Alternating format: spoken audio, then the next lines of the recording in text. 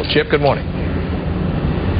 Yeah, good morning, Frank. We may make a little news here this morning. We just learned that supervisors may pass a motion today to prepare to file a lawsuit against the state if this budget passes. But first, let's talk about some of the numbers in this budget. Right now, all we have are big numbers, not a lot of details. But let's talk about some of the big numbers. We've heard about $3 billion in cuts to higher education. That's just higher education. Also in K through 12 and community colleges, we're looking at $4.3 billion in cuts to corrections, $1.2 billion in local transportation. We're looking at $1 billion in cuts. And here in L.A. County, the cuts are looking so bad to county supervisors. County Supervisor Don Knabe put up on his website a YouTube video basically urging people to look at this a little closer and call their legislators.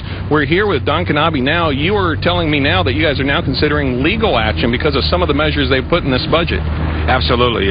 Supervisor Yaroslawski and myself are bringing in a motion today to put in place with County Council to file a lawsuit against the state should they pass the details of the budget. Everything's the devil in the details, and that's what we don't know yet. But should this redevelopment piece that would cost the county billions over 30 years go forward, as well as the stealing of our transportation dollars, which are voter approved, we're going to be prepared to file a lawsuit. We've already taken $250 million in cuts from the state. We put money aside. We saw this coming.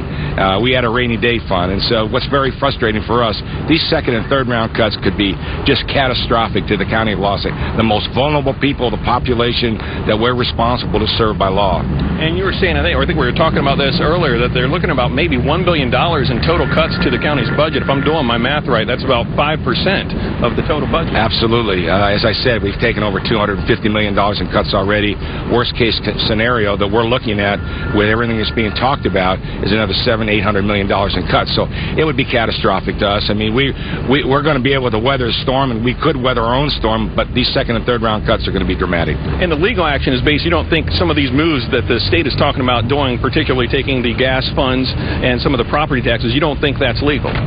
We don't think it's legal because we think there's constitutional law and statutes that they're violating by doing that. It's always been a question. The concern we have right now is we think they may agree with us, and so they're going to try to make us be the bad guy and put a poison pill inside that legislation that says, okay, the county's going to sue, they win, we think they're going to win, but with that, then they kick in the Prop 1A taking the dollars and the transportation taking the dollars and make us look like the bad guys for suing them. Last question. We've already had this huge delay in the state budget. Say the state passes this, the governor signs it by the end of the week.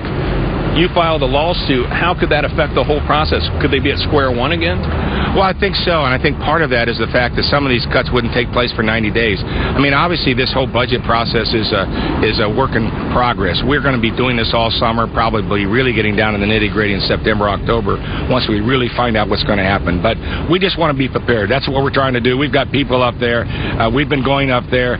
We will work with the legislature, because it still has to go through both houses. This is just a Big Five agreement. So we're going to work our tails off to make sure that the people here are protected, and if not, we're going to be prepared to sue. All right, well, thanks for joining us here. I know you have a meeting to go to. That meeting will start at about 9:30. We'll probably hear much more about this and much more from other special interests once those details he's talking about, the devil in the details, come out. That's it from downtown. We'll send it back to you.